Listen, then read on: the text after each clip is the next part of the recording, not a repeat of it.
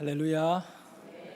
오늘 이 시간에는 믿음의 기초에 대해서 같이 다루고자 합니다. 한번 따라해 주세요. 믿음의 기초. 믿음의 기초. 한 나라를 지탱하는 가장 중요한 이념과 그 나라의 국가관은 어디에 표현되어 있느냐 하면 헌법이라고 하는 그 나라의 모법의 기준을 두고 있습니다. 공산주의는 공산주의의 그 어떤 헌법, 그리고 우리 민주자유주의는 이 민주국가의 헌법이 중요한 거지요.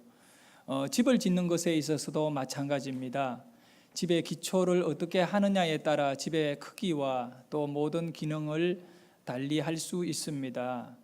만약에 그 원자력 발전소에 건물을 짓는데 기초를 이렇게 그냥 빌딩 짓듯이 하게 되면 난리 납니다. 달라야 합니다. 기초가 어떠하냐에 따라 그 집을 짓는 것이 달라지듯이 신앙의 기초는 매우 중요합니다. 믿음 생활에 있어 이 기초를 제대로 하지 않으면 나중에 어려움이 다가오게 되면 절대로 해결하지 못합니다. 그래서 오늘 말씀 이 누가복음 6장 48절의 말씀에 보면 집을 짓되 깊이 파고 주초를 반석 위에 놓은 사람과 같으니 큰 물이 나서 탕루가 그 집에 부딪힌다. 이 큰 물과 탕루는 시련을 말하는 것이에요.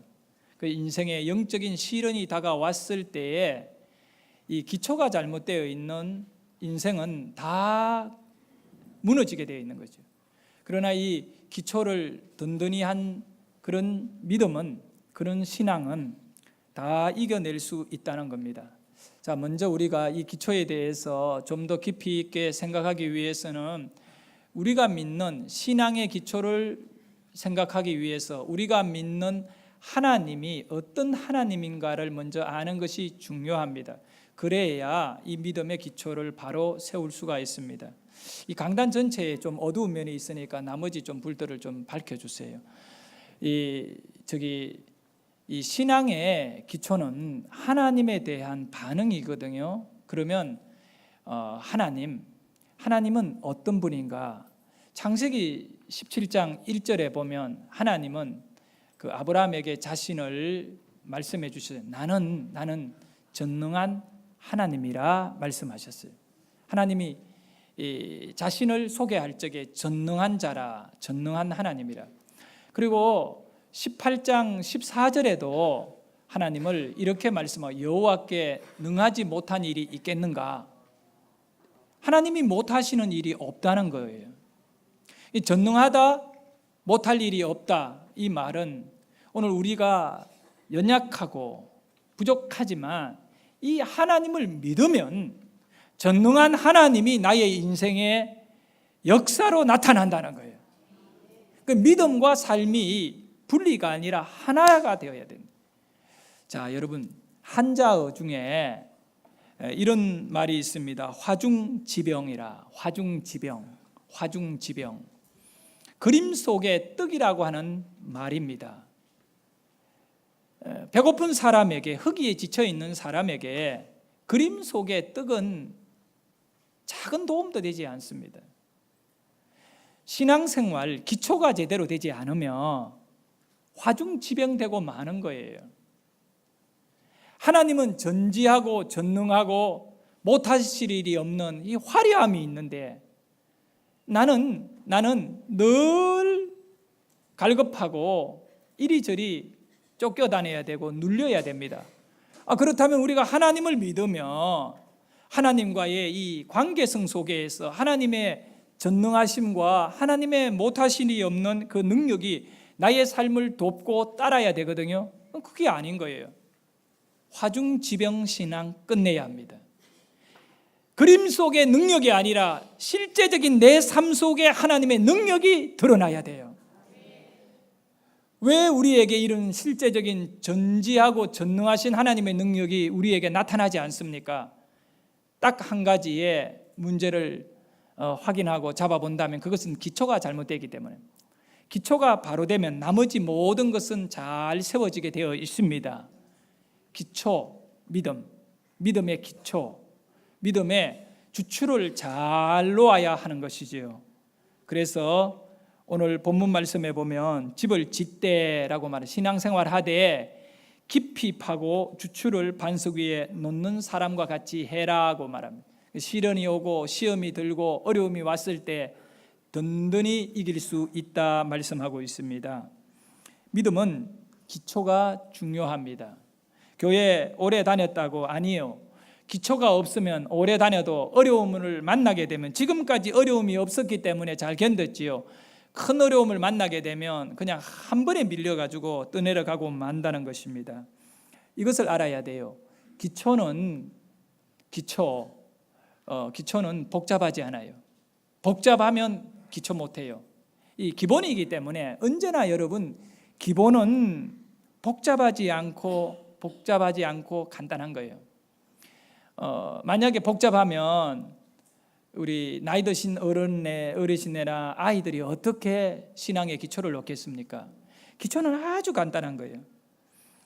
기초는 파고들면 되는 거예요. 땅을 파고들면, 땅 파는데 뭐 복잡한 거 있습니까? 어디까지 파고드느냐 하면 바위가 나올 때까지. 집에 기초를 잘 세우려면 땅을 파고 반석 위에 집을 지어야 됩니다. 반석 위에 기초를 놓아야 된다 이겁니다. 신앙생활 잘하던 이 아가씨가 불신앙, 그러니까 예수 믿지 않는 집안에 시집을 갔습니다. 믿음이 워낙 또 좋기 때문에 시집 가족들에게 인정을 받았어요. 그러니 시어머니가 어느 날 참 내가 너를 보니까 너가 믿는 그 하나님을 믿고 싶구나 그러면서 이 며느리를 따라가지고 교회에 출석하게 되었습니다. 1년이 지나고 또 시간이 좀 지나서 교회에서 이 할머니에게, 시어머니에게 세례를 주려고 이제 교육에 들어갔습니다.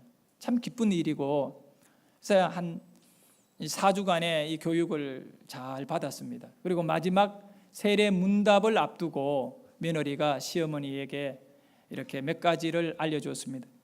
시어머니는 나이 드신 어르신네라서 글을 잘 읽지를 못합니다. 글을 배운 적도 없고, 그래서 교회 다니는 것이 언제나 부담스러웠나 봅니다. 근데 이 며느리가 어머니 걱정하지 마세요. 그냥 목사님이 질문하는 것에 예, 아니요 대답만 잘하면 됩니다. 그렇게 이제 마음에 위로하고 안심시켜서 세례 교육을 받았습니다. 마지막 문답을 앞두고 며느리가 시어머니에게 꼭 바른 대답을 해야 될 한 가지에 대해서 교육을 시켰습니다. 어머님, 목사님께서 반드시 이 질문할 거예요. 여기에 대해서 대답을 잘해야 돼요. 예수님께서 누구를 왜 십자가에 죽었는지, 뭐 때문에 예수님이 십자가에 죽으셨는지를 묻게 되면 그때는 다른 말 1절 하지 말고 뭐 몰라요 이러면 안 됩니다. 그때는 내 죄 때문에 예수님이 십자가에 죽었다고 대답하셔야 됩니다. 예수님이 내 죄 때문에 십자가에 죽으시고 그분은 무덤에서 부활하셔서 나를 구원하신 분이에요. 그렇게 이제 가르쳤습니다. 시어머니가 아주 며느리의 얘기를 새겨 듣고 그 다음 날 문답이 이루어졌습니다. 목사님께서 이 시어머니 할머니에게 물었습니다. 어르신네, 예수님이 십자가에 죽으셨어요.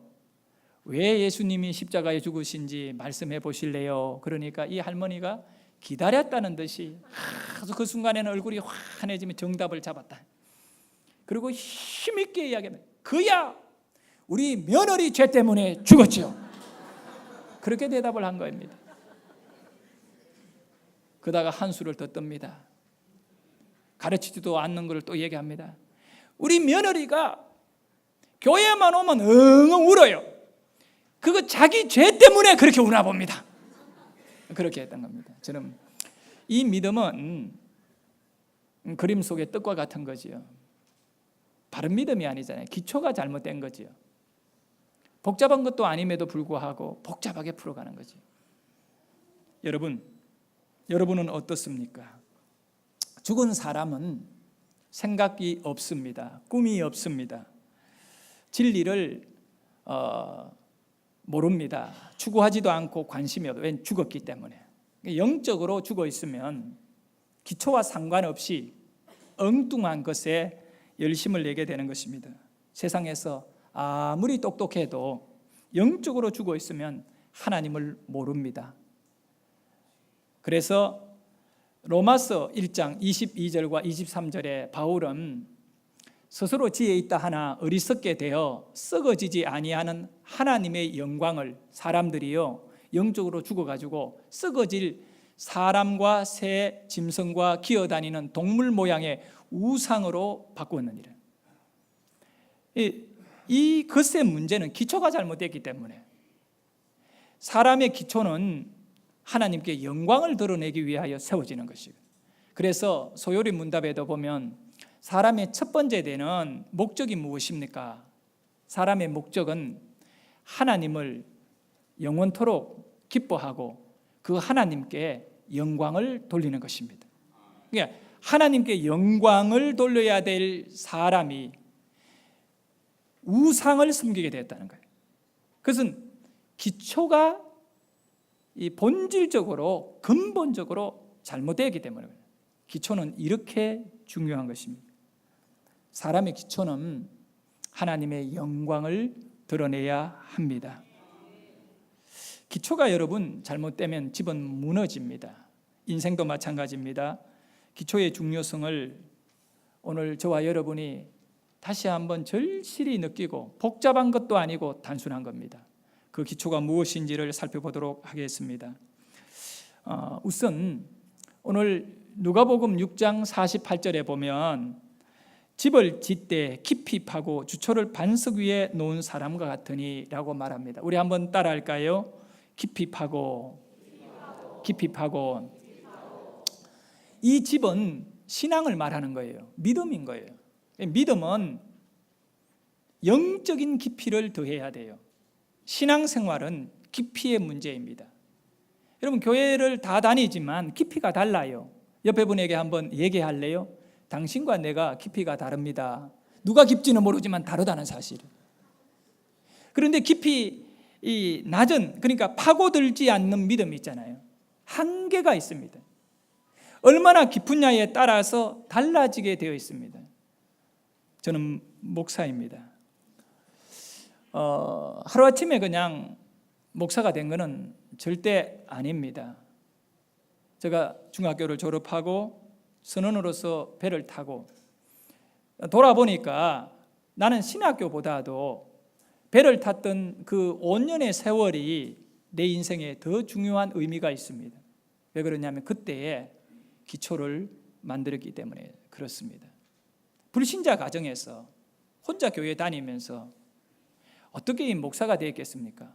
우리 부모님이 서원해서 나를 신학교로 보낸 것도 아니잖아요. 오히려 우리 아버지는 신학교 가는 것 자체가 너무 창피스러웠나 봅니다. 그리고 이 정신이 나간 인간이라고 판단하고, 우리 아버지가 내가 처음에 신학교 간다고 하니까 나보고 정신병원에 가라 그러더라고. 이 세상 사람이 보기에는 그런 것입니다. 그런데 저는 목사가 되었습니다. 이 성경을 배를 타면서 많이 읽었습니다. 그때에 기초가 만들어진 거지요.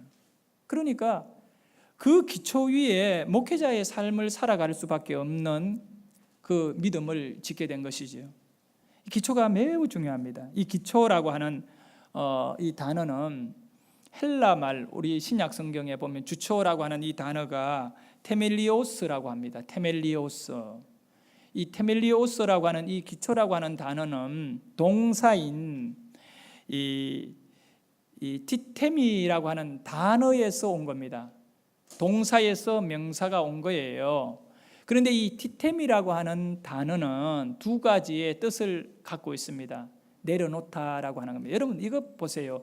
기초는 기초 자체에 의미가 있나요, 없나요? 의미가 없어요. 그 기초 위에 뭘 내려놓습니까? 집을 내려놓습니다.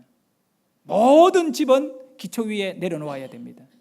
그래서 오늘 성경에는 반석 위에 내려놓아라요. 반석 위에 내려놓아라. 그러면 신앙은 인생에 죽고 사는 문제입니다. 믿음의 기초는 뭘까? 그러면 믿음의 기초가 반석이든 그냥 맨땅 흙이든 간에 기초가 있을 것인데, 내려놓아야 되는데 뭘 내려놓아야 되느냐 하면 인생 전체를 내려놓아야 됩니다. 이 건물, 교회 전체는 어디 위에 세워져 있나요? 기초 위에 세워져 있습니다. 그래서 예수 믿는 여러분이 적당하게 내려놓으면 그 가짜인 거예요. 절반은 있을 수가 없는 거지요. 전체를 내려놓아야 됩니다. 그리고 이 테템이라고 하는, 내려놓다라고 하는 이 단어는 동시에 정박하다, 정박은 배를 묶어 놓는 거잖아요. 배를 이렇게 바다에 떠 있는 배를 한 곳에 고정을 시킬 때 테팀이라고 하는 단어를 씁니다. 그걸 기초라고 하는 단어를 씁니다. 네, 여러분, 바다에는 거대한 힘이 움직이고 있습니다. 그 힘이 뭐냐 하면 조류입니다. 조류. 이 바닷물이 물론 눈에는 안 보이지만 조류의 힘이요, 어마어마한 그 에너지를 이렇게 다시 활용해가 쓴다면 아마 전 인류가 사용하고도 남을 겁니다. 그 해류와 조류에다가 또 바다에는 파도가 칩니다. 그래서 배가 물에 떠 있지만 이게 다 밀려갈 수밖에 없어요. 안 밀리게 하려고 하면 어떻게 돼요?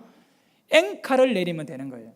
앵카를 바다에 이 바닥에까지 딱 내려놓으면 이 배가요, 파도가 쳐도 또 이런 태풍이 와도 이렇게 어지간한 것은 견딜 수가 있습니다.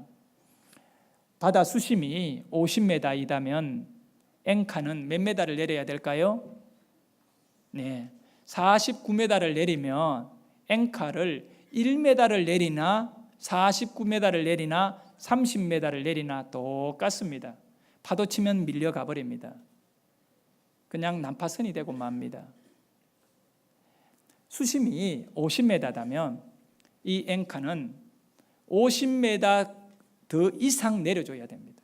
53m를 내리든 55m를 내리든 넉넉하게 내어가지고 이 앵카가 처음에 바닥에 떨어지면요, 이렇게 여러분 알지요? 화살 모양 같이 생긴 것이 바닥에 툭 떨어져 있어요. 그냥 뻘 위에 아니면 자갈 위에 이렇게 앵카가 떨어져 있어요. 근데 이제 조류에 배가 밀리잖아요.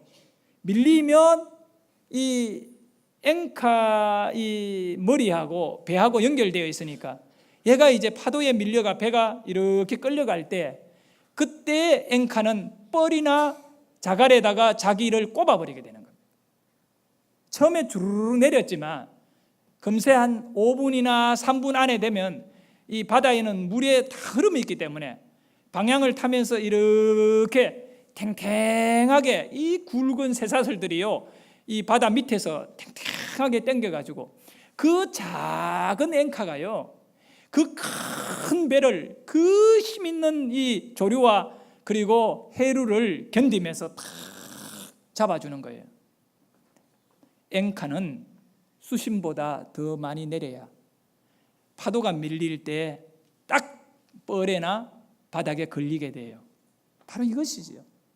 여러분께서 신앙생활을 하면서 깊이 파지 않으면요, 평상시에는 아무 문제가 없거든요. 근데 시련이 오고 이렇게 폭우가 내리고 이 어려워졌을 때에는 믿음의 깊이가 없는 사람은 다 넘어지는 거예요. 그냥 세상에 떠들어가는 거예요. 기초가 중요한 거지. 기초는 내버려 두고 배 위에 화려함을 갖고 축제만 하고 있으면 안 된다는 거죠. 여러분의 기초 잘 다져졌습니까? 방법이 뭡니까? 반석 위에 기초를 놓으려면 어떻게 해야 한다고요? 파라는 겁니다. 파 들어가라 인 겁니다. 여러분, 예배가 뭡니까? 예배는 영적으로 파고드는 것입니다. 그럼에도 불구하고 안 파는 사람들이 있어요. 가만히 생각 없이 영적으로 갈급함을 가져야 돼요. 이 배고픈 사람이 시장이 반찬이잖아요. 여러분, 신랑들 밥티정 하면요, 한 3일 정도 밥 해주지 마세요. 배고파 봐요. 다 맛있어요. 근데 갈급함이 있어야지, 하나님 앞에. 이 예배가 이 깊이 파고드는, 예수에게 파고드는 시간이 되어야 된다. 그저 앉아있다가 가는 것이 아니라 주님에게 파고들어야 돼요. 영적으로 매달려야 되고, 그걸 할 때에 여러분 디테미가 이루어지는 거죠. 나를 그 예배에 내려놓아야 하잖아요. 나를 내려놓아야, 누구에게? 반석 위에 내려놓아야, 예수님에게 내려놓아야 되는, 염려도 걱정도 마음의 이 답답함도 울분도 다 예수님에게 내려놓으시기를 바라요. 깊이 파고들 때 이 일이 가능한 것입니다. 이스라엘 백성들이 광야에서 40년 동안 정말 얼마나 고생하며 살았습니까? 근데 물이 없으면 죽어요. 물은 절대적인 것이잖아요, 광야에. 그래서 원망하고 불평하고 있을 때 하나님께서 모세에게 큰 바위 하나를 가르쳤어요. 바위. 그리고는 모세에게 너가 들고 있는 지팡이를 바위에다가 가리키면 그 바위에서 물이 나겠다. 여러분, 이 바위가요, 뭐 거기서 물이 난다는 거예요. 신비한 거잖아요. 그래, 모세는 다른 방법이 없잖아요. 하나님이 시키는 대로만 하면 되는 것입니다.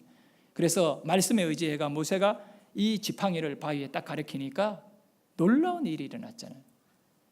전능하신 하나님께서 바위를 가르시고, 모세가 바위를 깬 게 아니에요. 지팡이가 그 바위에 가르쳐질 때에 바위가 갈라지면서 거기에서 막 폭포 같은 물이 쏟아지기 시작합니다. 60만 명이 넘는 사람들이 다 그 물을 먹었습니다. 그래서 이 로마서에 들어오면 이 생수가 예수님이라고 말하고, 바울은요 그 바위가 무엇인지 내가 정확하게 말씀해요. 고린도 후서에 보면, 전서입니다, 10장 4절, 고린도전서 10장 4절의 말씀 우리 크게 같이 읽습니다. 시작. 다 같은 신령한 음료를 마셨으니 이는 그들을 따르는 신령한 반석으로부터 마셨음에 그 반석은 곧 그리스도시라. 예. 반석은 예수님이시다. 든든한 기초를 세우기 위해서는 우리는 예수님에게 파고들어야 합니다. 그분에게는 물을 가지고 있습니다. 우리의 영혼을 적실 수 있는 생명의 물을 갖고 계십니다. 누가복음 6장 49절에 보면 이제 이런 말씀을 합니다.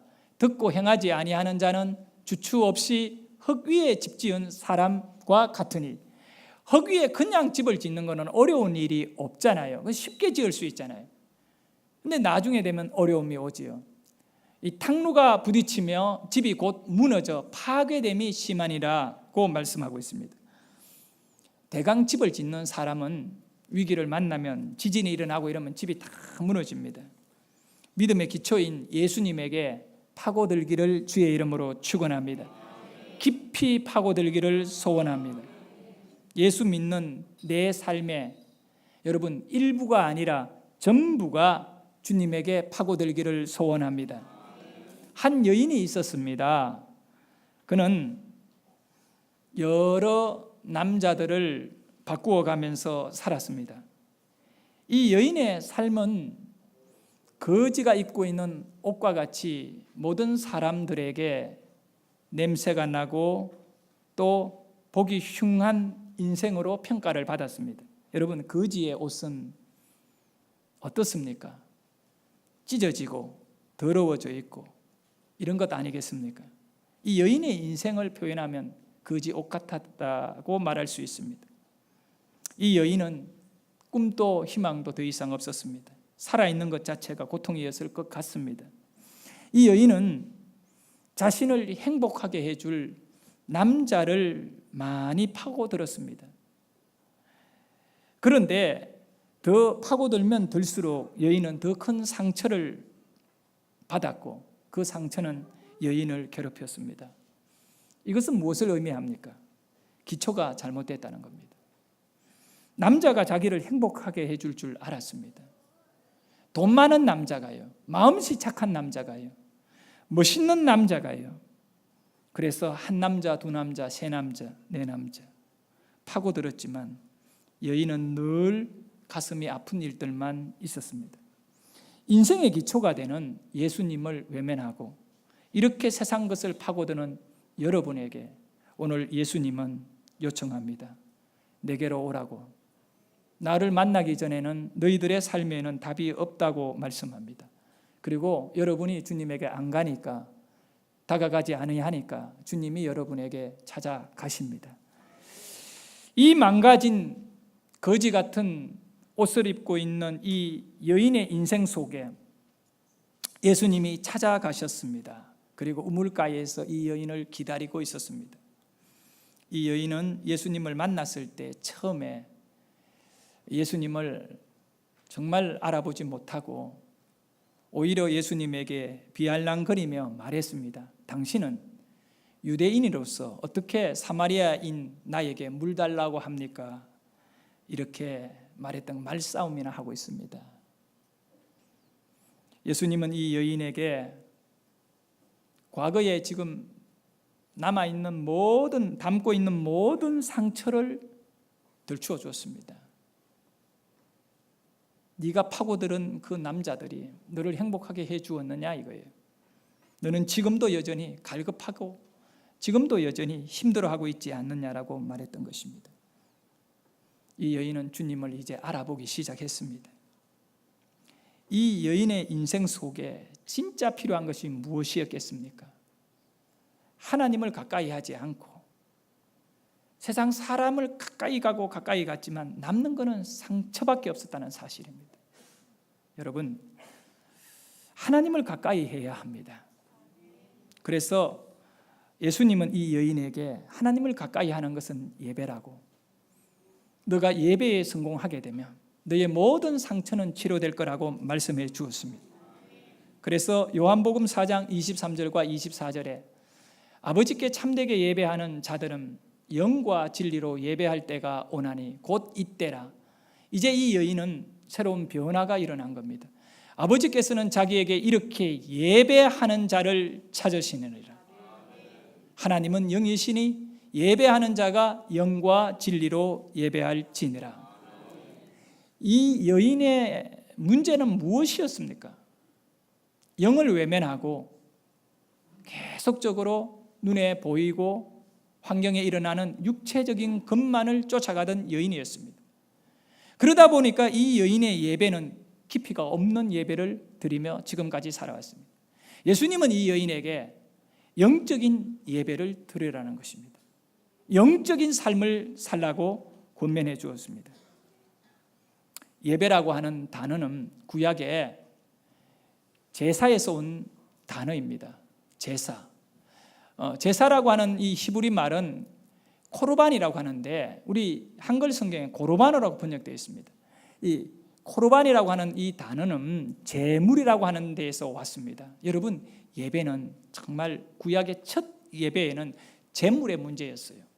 그래서 우리가 하나님께 이렇게 신약 은혜의 시대에 예배를 드리지만 이 제물이 중요한 겁니다. 심지어 바울은 우리에게 말씀합니다. 네 몸 전체가 하나님께 제물이 되어야 된다. 근데 이 제물이라고 하는 것에서 제사라는 것이 나왔고 제사에서 예배가 나왔는데 이 코르반이라고 하는 히브리 말은 거리를 나타내는 말입니다. 거리입니다. 가까운 것을, 최고 가까운 것을 코르반이라고 합니다. 바로 접촉되어 있는 것을 코르반이라고 합니다. 예배는 하나님과 가까이 가는 것입니다. 코르반인 것입니다. 이 여인은 지금 하나님과 멀리 떨어져서 사람을 파고들고 파고들었지만 늘 힘들었던 것입니다. 사랑하는 여러분, 여러분이 이제 하나님께 참된 예배를 드릴 수 있기를 원합니다. 주님을 좀 파고들으십시오. 깊이 있게 좀 파고들으십시오. 파고들지 않고 건성으로 그냥 배를 바다에 정박시켜야 되는데, 여러분의 인생을 예수님께 묶어버려야 되는데, 예수님께 완전히 떨어지지 않도록, 어떤 파도가 와도 어떤 풍랑이 일어나도 밀려가지 않도록 예수님에게 묶어버려야 되는데, 여러분의 심령의 앵칼을, 닻을 예수님께 충분히 내리시기를 바랍니다. 눈에 보이지 않잖아요. 닻이 적당히 내렸어도 되는 거 아니에요. 내 심령이 탱탱하게 예수님과의 이 연결되어 있음을 느낄 수 있는 자가 되어야 돼요. 불안하면 안 돼요. 느슨하게 그냥 적당히 내려져 있으면 이것이 걸렸는지 안 걸릴지 몰라요. 그래서 주님은 여러분을 시험해 보잖아요. 파도를 보내보기도 하고 조류로 밀어보기도 하고 태풍으로 여러분을 밀어볼 때 여러분이 주님에게 딱 걸려서 떨어져 나가지 않는 믿음을 갈 때 능력의 힘이 큰 것이 여러분에게 역사할 줄 믿으시기를 바랍니다. 믿음의 기초가 있으면 이 세상을 넉넉하게 이기게 되는 것입니다. 물질을 파고들어서 답은 없습니다. 세상 것은 우리에게 답이 되지 못합니다. 인생의 기초는 영적인 것입니다. 영적으로 기초를 쌓아야 됩니다. 그 기초의 바닥에 가보면 예수 그리스도가 계셔야 합니다. 그리고 우리는 오늘 예배를 통하여 하나님을 가까이 하는 기초가 만들어져야 하는 겁니다. 기초가 허술하면 집은 무너지게 되어 있습니다. 여러분, 기초는 언제 만들어야 되는지 압니까? 집을 짓기 전에 만드는 거예요. 그리고 기초는요, 이 태풍이 오고 지진이 일어났을 때 그때 기초를 만들 수가 없어요. 이미 늦은 거예요. 하나님 앞에 우리의 마음을 드릴 수 있는 이 순간에, 예배의 순간에, 환난이 일어나기 전에, 죽음을 맞이하기 전에 여러분이 지금 기초를 잘 놓을 수 있기를 바랍니다. 예수님께서 마태복음 24장 38절에 이렇게 말씀하셨어요. 홍수 전에 노아가 방주에 들어가던 날까지 사람들이 먹고 마시고 장가들고 시집가고 있었으며, 무슨 말씀일까요? 노아는 영적인 기초를 계속 놓았던 거예요. 영적인 기초는 하나님의 말씀대로 배를 만들었거든요. 그런데 노아가 방주 안에 들어가기 직전까지 세상 사람들은 기회가 있었지만 그 누구도 하나님의 음성에 귀를 기울이지 않았어요. 그리고 먹고 마시고 즐기고 장가가고 세상 것만 자꾸 파고들었다는 겁니다. 그러나 비가 내리고 홍수가 났을 때 그들이 이거 큰일 났네라고 했을 때는 이미 방주의 문은 닫혀버리고 하나님 앞에 영적인 기초를 가지지 못한 사람들은 다 죽임을 당했던 거죠. 오늘 우리는 하나님께 예배합니다.